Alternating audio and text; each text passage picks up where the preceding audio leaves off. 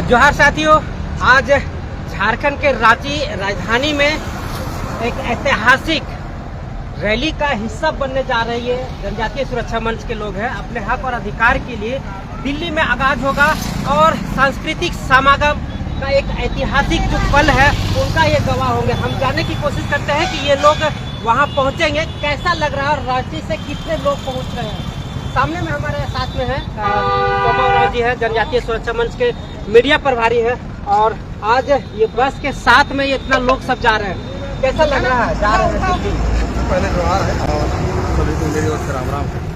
आज जनजातीय सुरक्षा के मंच के तत्वाधान में आगामी 24 मई 2026 को दिल्ली के लाल किला मैदान में जो ऐतिहासिक जनजातीय सांस्कृतिक समागम एवं गर्जना रैली होने जा रही है, उसी के निमित्त आज हम लोग यहाँ कांके प्रखंड से बोड़िया मौजा चंदवे वगैरह गाँव से एक प्रतिनिधिमंडल हम लोग संदीपुरा और सोमावराव के नेतृत्व में यहाँ से हम लोग रवाना हो रहे हैं और वहाँ दिल्ली के राजधानी लाल किला मैदान में हम लोग। कैसा लग रहा है ये ऐतिहासिक रैली को संबोधित करते हुए, और आप वहाँ जा रहे हैं तो अपना हक और अधिकार की बात करने जा रहे हैं, कैसा लग रहा है?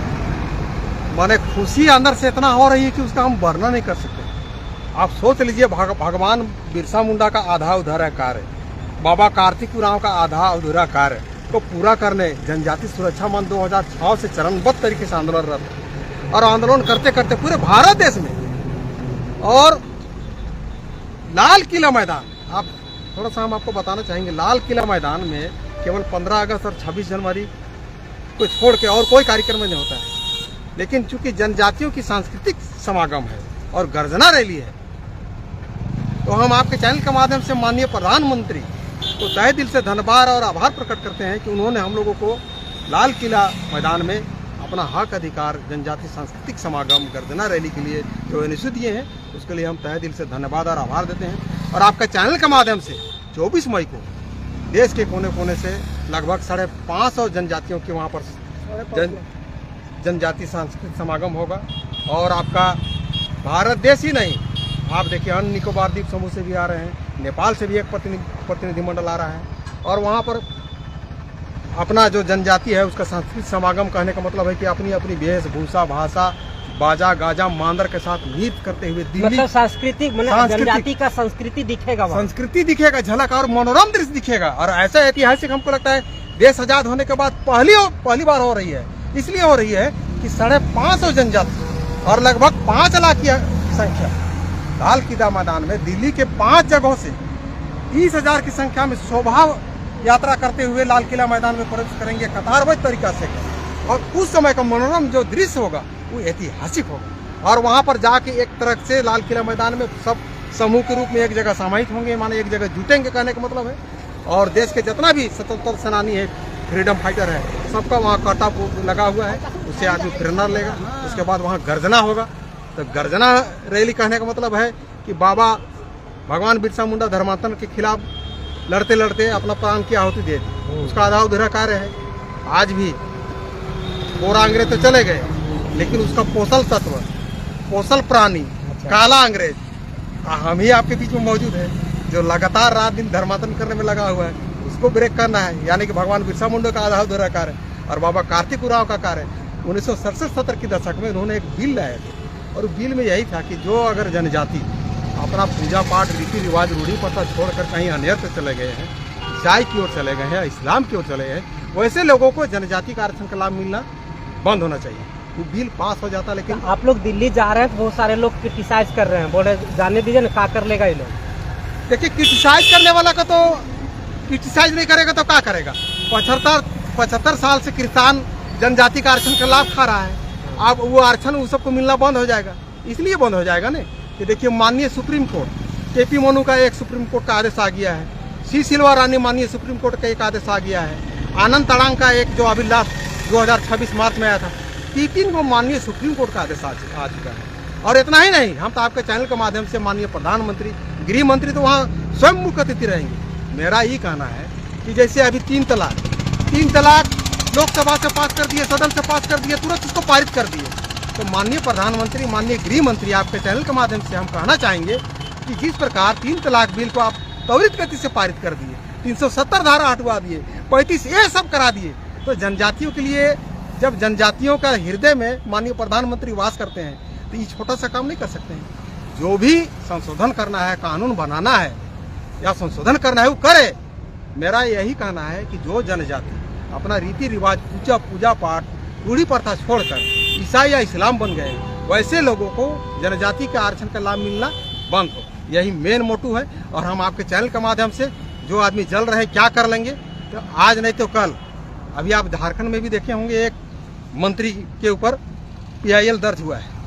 1 बहस, 2 बहस, 3 बहस, जाना तय है। क्योंकि माननीय सुप्रीम कोर्ट का 3 गो आदेश है, इसीलिए जाना तय है। अब 75 साल से खा रहा है तो सबको अकबकी तो होगा नहीं देखते हैं। कोई आदमी 50 साल 30 साल से जमीन किसी के दर ले रहता है और एकाएक छोड़ने के बाद कैसे टाइप के निकलता है, तो वही सबका हो रहा है। तो ज्यादा 75 साल से जो धर्मांतरित ईसाई आपके आरक्षण खा रहे थे, अब उसका खाना बंद तय हो गया है। अरे 24 मई के बाद हम बता दे रहे हैं, 24 मई के बाद हमको लगता है 15 दिन, महीना दिन, 1.5 महीना दिन के अंदर कानून में संशोधन होके परमानेंट जनजातियों का आरक्षण जो धर्मांतरित क्रिस्तान खा रहे थे, मुसलमान खा रहे थे, एकदम 100%, 201% सबको मिलना बंद हो जाएगा।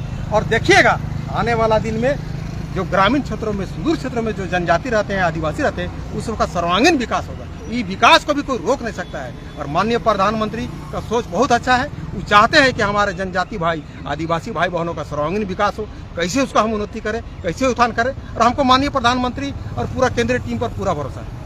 जोहार, नमस्कार, राम राम। अभी आपने देखा कि किस तरीके से धर्मांतरित ईसाइयों के खिलाफ गोलबंद हो रहे हैं, और हम आपको दिखा रहे हैं, ये महिलाएं लोग हैं और ये भी अपने हक अधिकार के लिए दिल्ली पहुंच रहे हैं। हम जानने की कोशिश करते हैं, क्या नाम है आपका? क्या करने जा रहे हैं दिल्ली, कुछ है पता?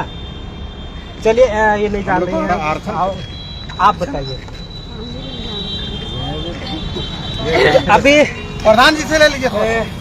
हम आपको लगातार दिखाने की कोशिश कर रहे हैं, और ये जितना गोलबंद हुए हैं और दिल्ली के लाल किला मैदान में ऐतिहासिक जो ये क्षण होने वाला है, वो जनजातीय सुरक्षा मंच के लोगों ने उनको धन्यवाद देते हुए कहा है कि वहाँ पर साल में 2 बार ही आयोजन होता है, और वो आयोजन सिर्फ गवर्नमेंट के लिए होती है। लेकिन इतनी बड़ी रैली को संबोधन करने के लिए वो जो जगह मिली है, उनको लिए ये लोग दिल खोल करके उनको धन्यवाद मुख्यमंत्री और वहाँ के CM नरेंद्र मोदी जी को लगातार दे रहे हैं। और भी हम लोग जानने की कोशिश करते हैं, यहाँ पर और भी लोग हैं।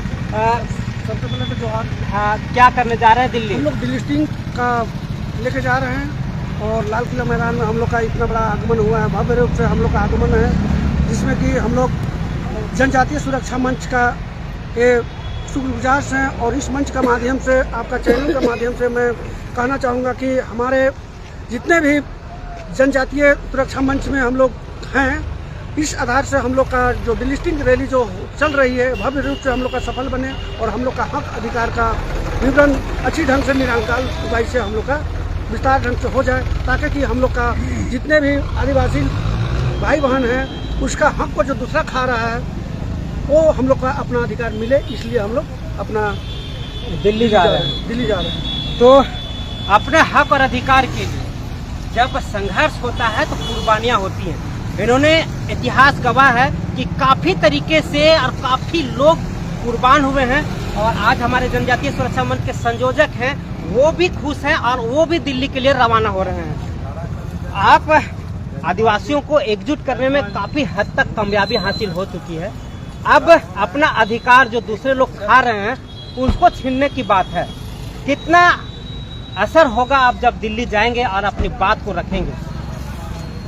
देखिए, भगवान बिरसा मुंडा का 150वीं जन्म जयंती के शुभ अवसर पर और हाथी कुराव का 57वीं वर्ष जन्म जयंती के शुभ अवसर पर हम सब लोग ने जनजातीय सुरक्षा मंच का प्रदेश के अलावा पूरे राष्ट्र का एक समन्वय बना, और उस समन्वय के साथ में जनजातीय सांस्कृतिक समागम करने का दिल्ली के लाल किला मैदान में 24 मई को इस तरह का कार्यक्रम आयोजन हम लोग कर रहे हैं। और इस आयोजन के तहत में पूरे देश के जनजातीय समाज जो है, जिसका अपनी भाषा है, उसकी संस्कृति है, उसकी रीति रिवाज है, उसका रूढ़ी और प्रथा है, उसकी अपनी जो शेड्यूल क्षेत्र में है उसको हम सब लोग में सांस्कृतिक के माध्यम से उसको संरक्षण करना चाहते हैं, उसका संवर्धन करना चाहते हैं और जनजाति समाज का अस्तित्व और अस्मिता को हम सब लोग